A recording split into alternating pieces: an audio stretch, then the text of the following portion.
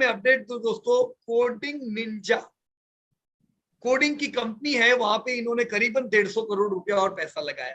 So they are investing in several startup. इसमें से ये दशक में पता नहीं कितने यूनिकॉर्न निकल जाए, तो पैसा तगड़ा बनना है दोस्तों।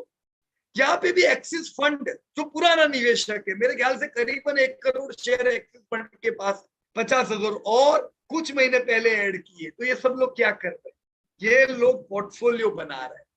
पतंजलि एक उठी हुई कंपनी, रुचि सोया, जो डेप पेमेंट नहीं कर पा रही थी, पतंजलि के हाथ में आई। पतंजलि ने एफपीओ सक्सेसफुल लाया। देखो पूरे पूरे एसबीआई के पास सब शेयर गिरवी थे रुचि सोया के। क्यों गिरवी थे? पैसा नहीं भरपाई कर पा रहे थे। एसबीआई के भी शेयर पैसे निकल गए, एम्प्लॉय को भी फायदा, हम इन्वेस्टर को भी फायदा। आज पतंजलि जो है ये भी छोटी कंपनी हम कहेंगे, अभी ये कोई लार्ज कैप नहीं है, पर देखो ये कंपनी लाख करोड़ पहुंचेगी कुछ समय में। अमेजिंग जर्नी बनने वाली है। पैकेज फूड में ये बढ़िया काम करेगी, एडिबल ऑयल में तो है ही। तो जो भी कंपनियां धवल भाई ने बताया, I think yes, majority of those companies were wonderful companies. FPO में हमने जो टारगेट बताया शायद आने को आया है। सब लोग बहुत नेगेटिव थे धवल भाई, बहुत लोगों के फोन आए, मैंने तो एफपीओ कैंसिल कर दिया, ऐसे फोन आए थे। पर क्या करना था? नहीं करना था, right? So good, wonderful presentation and thank you very much to all. या थैंक यू पीयूष सर। दोस्तों सर अगला जो प्रेजेंटेशन है मिस्टर मयंक शाह, जो एक आईटी प्रोफेशनल है इंदौर से, तो उनका है, but due to some medical emergency he is not able to attend. So with your permission मैं उनकी जो चारों कंपनियां हैं, Jubilant Food Works, HDFC Life, Camps and Team Lease, इनके ऊपर प्रेजेंटेशन देना चाहूंगा। तो थैंक यू फ्रेंड्स। दोस्तों मयंक भाई ने जो रिसर्च किया था, तो उसमें जुबिलेंट फूड वर्क्स नाम की कंपनी है। तो जुबिलेंट फूड वर्क्स ने काफी सारा पैसा बना के दिया है दोस्तों। पिज्जा की एक कंपनी है, और हमारे घर में जो भी बच्चे हैं तो वो सब जिस तरीके से डिमांड करते हैं, या हमारा बाहर खाने का जो टोटल नेचर बन गया है वो बहुत ज्यादा है। तो अमेरिका में अगर हम कंपनी का कंपैरिजन करें तो मैकडोनाल्ड ने काफी सारा पैसा बना के दिया था। और मैं एक चीज हमेशा यहाँ फोर्सफुली बोलना चाहूंगा, अमेरिका का पॉपुलेशन 40 करोड़ था दोस्तों, 40 करोड़, एंड अवर वाइज 140, नजदीक है हम 140 के। और इंडिया में अच्छा पैसा बन रहा है, और नया जनरेशन है उसका बाहर खाने का काफी मन है। तो इस हिसाब से अगर देखा जाए तो जुबिलेंट फूड वर्क्स बेहतरीन परफॉर्मेंस दे रहा है, उसने काफी अच्छा परफॉर्मेंस हर बार दिया है। तो दोस्तों अगर हम देखेंगे तो हमेशा मैंने जैसे अभी पिछली स्लाइड में बताया था, तो पूरा एक साल का व्यू देखेंगे, सेल्स प्रॉफिट मार्जिन में कंपनी ने अलग अलग सिचुएशन में क्या क्या किया। तो H1 में उनके सेल्स 67% थे, और मार्जिन 9% थे, मार्जिन के काफी स्टेबल है। साल आते आते एनुअल में उनके सेल्स 33% हो गए, profit 81%, and again margin stable है। मार्जिन स्टेबल रखना किसी भी धंधे के कसौटी का एक नियम है। हाईएस्ट क्वालिटी ऑफ मैनेजमेंट जो मार्केट में टिक पाए, तो हमें मार्जिन से पता चल जाता है कि हर एक सिचुएशन में वो बिजनेस कैसे करते हैं। तो क्वार्टर वन में अगर हम देखेंगे तो 41% का ग्रोथ है, 64% प्रॉफिट का ग्रोथ है, एंड अगेन मार्जिन स्टेबल की है। तो एनुअल और क्वार्टर वन का एक बिहेवियर देख के हम एक अंदाजा लगा रहे हैं कि अगले साल में 28% तक सेल्स की ग्रोथ आ सकती है दोस्तों। तो वो बेहतरीन ग्रोथ है। प्रॉफिट में हम 20% की ग्रोथ एक्सपेक्ट करेंगे। अगेन हमने कंजर्वेटिव रहते हुए 8% का मार्जिन रखा है, जो बहुत ही बढ़िया है। तो ईपीएस में हम चेंजेस देखेंगे दोस्तों। ईपीएस में जैसा मैंने बताया कि ईपीएस इंपॉर्टेंट है, इसे जिसके वजह से भाव आगे बनता है। तो ईपीएस 2022 का 6 रुपए है। ट्रेल ईपीएस हमने पिछले तीनों क्वार्टर का पकड़ के जो अभी हम कर रहे हैं वो 7 है, एंड फॉरवर्ड ईपीएस 8 है। तो एक ग्रेजुअल इंप्रूवमेंट हमें दिखाई दे रही है इसमें। देन अगेन महंगाई की मार है, क्योंकि काफी सारे मार्जिन इनके कम हो रहे हैं, क्योंकि रॉ मटेरियल की जो कॉस्ट है वो बढ़ती है। तो पुराना बिहेवियर हम देखें तो 70 के पी पे अराउंड ये कंपनी अच्छी लगती थी, अभी वो 78 के है।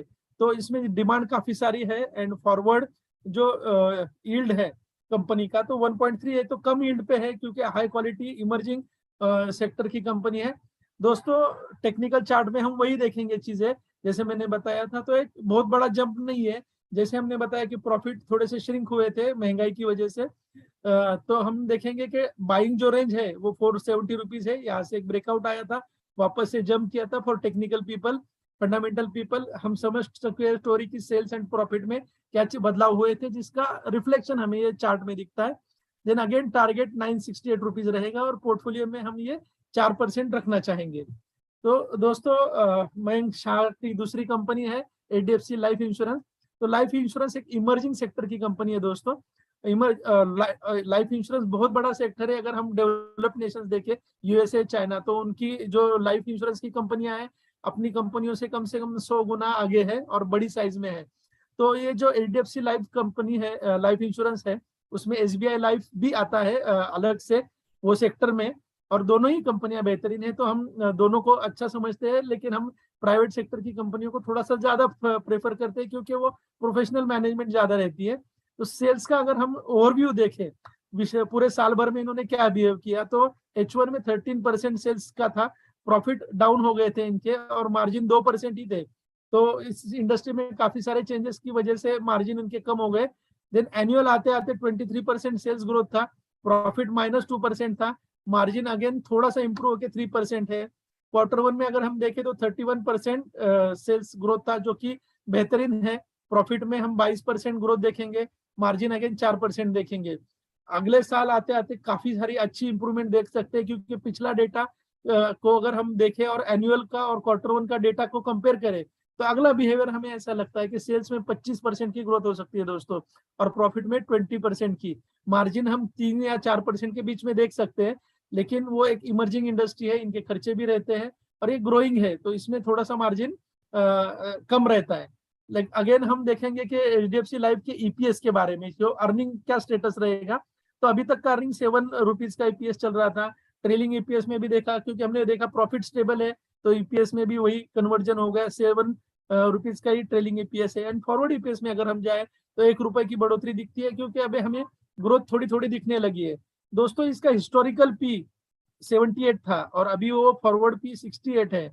तो आपको ये समझना चाहिए कि सस्ते में मिल रहा है माल, तो ये इंपॉर्टेंट चीज है, यहाँ से ये हमें पता चलता है। एंड फॉरवर्ड ईल्ड 1.5% है, जो कम है क्योंकि ये इमर्जिंग इंडस्ट्री की कंपनी और काफी सारी डिमांड रहती है इसमें। देन अगेन हम टेक्निकल चार्ट में वही देखेंगे जो फंडामेंटल से रिफ्लेक्ट हुआ है। तो बाइंग जो रेंज है हमारा दोस्तों, वो पूरा 470 रुपीज के नजदीक है।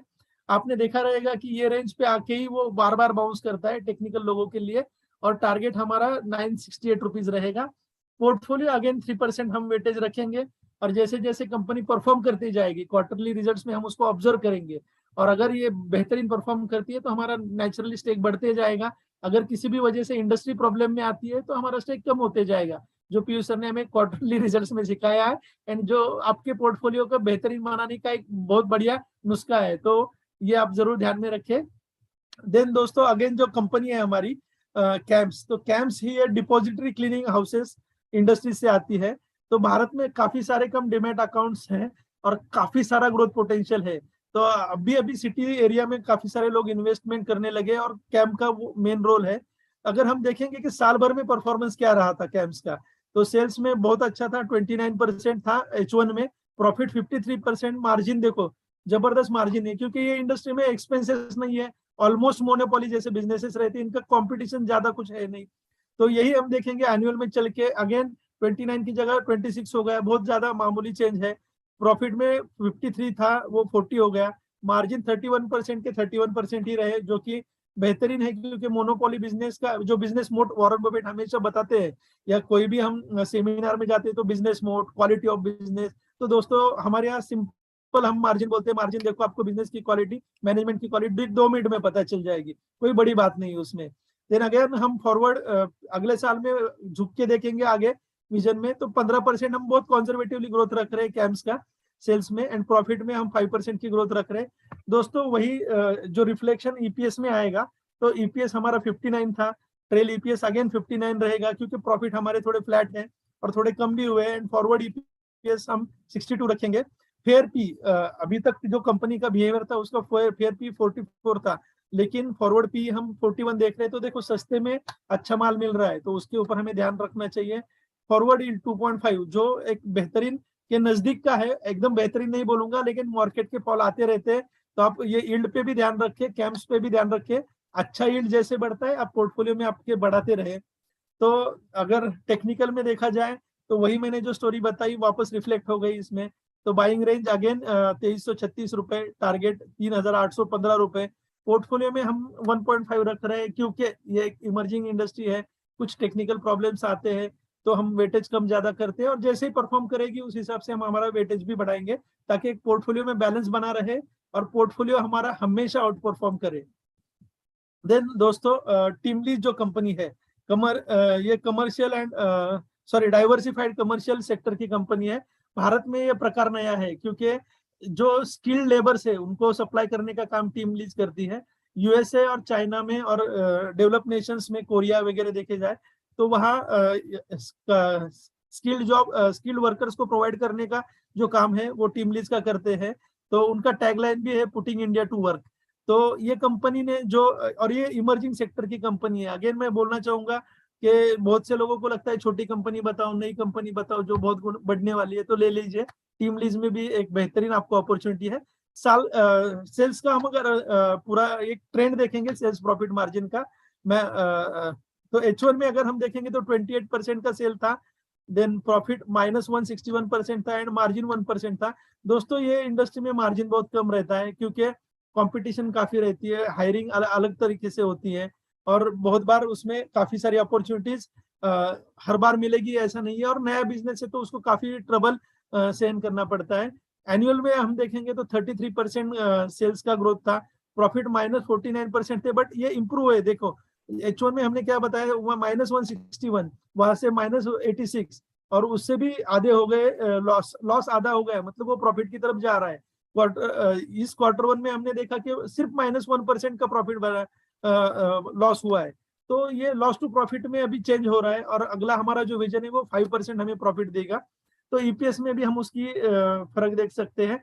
देखो पिछले 3-4 क्वार्टर में प्रॉफिट कम ही था या माइनस में था, तो ईपीएस हमारा 22 था और ट्रेल ईपीएस भी हमारा 22 था। फॉरवर्ड ईपीएस हम 23 का गिनते हैं।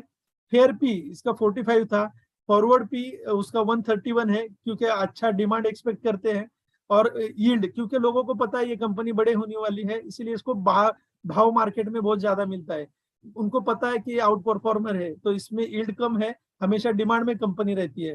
तो दोस्तों ये कंपनियों का अगर हम टेक्निकल चार्ट में देखें तो वही सब चीजें वापस से, बाइंग लेवल हम 3,200 रुपए पे रखेंगे, टारगेट 4,880 रुपए पे, और पोर्टफोलियो में 3% का एलोकेशन। मैंने अगेन बताया क्वार्टरली रिजल्ट्स और कंपनी का परफॉर्मेंस, सेक्टर का परफॉर्मेंस, मैनेजमेंट की क्वालिटी से उसके हम हर क्वार्टर में चेक करते हैं और उस हिसाब से हमारा पोर्टफोलियो हम एडजस्ट करते हैं। ये पर्पस ऑफ पूरा जो क्वार्टरली रिजल्ट्स का है, तो आपके पोर्टफोलियो में क्या कम ज्यादा वेटेज करना है, और आपकी कंपनियों ने, आपने जो कंपनियां लेके रखी है वो सच में अच्छा परफॉर्म कर रही है, उसका ये आईना रहता है। तो इस चीज के लिए मैं पीयूष सर को धन्यवाद करना चाहूंगा क्योंकि उनकी वजह से हमें ये सब चीजें सीखने को मिली। तो मैंने एक कोशिश की है, मयंक शाह जो इन्होंने बेहतरीन डाटा और काफी सारी मेहनत मयंक शाह की है और मैंने जस्ट रिप्रेजेंट किया है। तो मैं पीयूष सर को रिक्वेस्ट करना चाहूंगा कि मयंक शाह की जो कंपनियां है उसके ऊपर सर का एक एक्सपर्ट ओपिनियन मिले।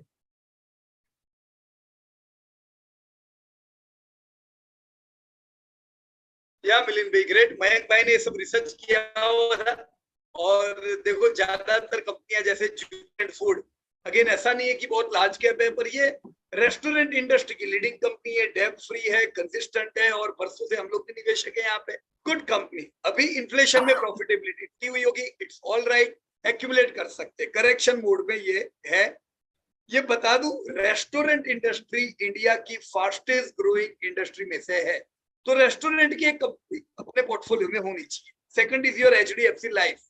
अगर कोई बोले रेस्टोरेंट के बाद कौन सी ग्रोइंग है, तो insurance is also among India fastest growing industry. उसमें HDFC लाइफ, SBI लाइफ, ये सब लीडिंग कंपनियों में से है, राइट। अभी पिछले 2 साल से इनके प्रॉफिट टूटे हुए। क्यों टूटे हुए? कोविड है, कोविड में क्लेम ज्यादा आएंगे, इनके प्रॉफिट टूटे हुए रहेंगे। अभी क्या है, डिमांड जबरदस्त है लाइफ इंश्योरेंस में। क्यों? लोग इंश्योरेंस के पीछे भागे कोविड में हालत देख के, तो डिमांड यहाँ पे जबरदस्त है। धीमे धीमे हम देखेंगे प्रॉफिटेबिलिटी भी सुधरे, एक्यूमुलेट करो, आधे भाव पे मिल रही, राइट। मिलन भाई ने यहाँ पे एक और कमेंट भी आपको दी थी कि ये फेयर वैल्यू के नीचे है, तो नीचे ही होगी, बराबर ना। क्यों? क्योंकि प्रॉफिट अफेक्टेड थे, तो बैंड ऑफ द ट्रेंड आया नहीं है, पर बैंड ऑफ द ट्रेंड यहाँ पे आएगा ऐसा आप एज्यूम कर सकते हो। Third camps, again small cap. देखो ये सब कंपनियां छोटी छोटी कंपनियां हैं। कैम्स जो है म्यूचुअल फंड इंडस्ट्री से इनका धंधा रिलेटेड है और म्यूचुअल फंड इंडस्ट्री खुद अफेक्टेड है। जब बाजार नीचे आया, ज्यादातर रिटेल इन्वेस्टर क्या करते, बाजार से भाग जाते हैं, बोलते हैं अरे पहले तो मैं 6-6 महीने में पोर्टफोलियो बढ़ता हुआ देखता था, अभी पोर्टफोलियो बढ़ता नहीं है, म्यूचुअल फंड बढ़ते नहीं है, तो रिटेल पार्टिसिपेशन कम हो जाता है। ये नेगेटिव चीज उनके लिए है, खुद के लिए, पर कंपनियों को भी इसकी इफेक्ट पड़ती है, तो कैम्स पे भी इसकी इफेक्ट होगी। हम ये समय पे प्रॉफिटेबिलिटी भी अफेक्ट होती हुई दोस्तों देखेंगे, पर again we can accumulate during this type of correction, बढ़िया company. Fourth, TeamLease, again small cap company, अपने सेक्टर में दोस्तों ये लीडर है। इंडिया एक ऐसा कंट्री जो दुनिया में सबसे बड़ा, सबसे ज्यादा लोग ऐसे हैं जो यहाँ पे जॉब ढूंढेंगे दोस्तों। आने वाले दशक में 10 करोड़ नौकरियां चाहिए, तो टिमलिस जैसी कंपनियों का ग्रोथ होना है दोस्तों। करेक्शन मोड में है अभी, प्रॉफिटेबिलिटी टूटी हुई है, धमाकेदार कर सकते दोस्तों एक्यूमुलेट इसको, कोई चिंता की बात नहीं है, राइट। So all the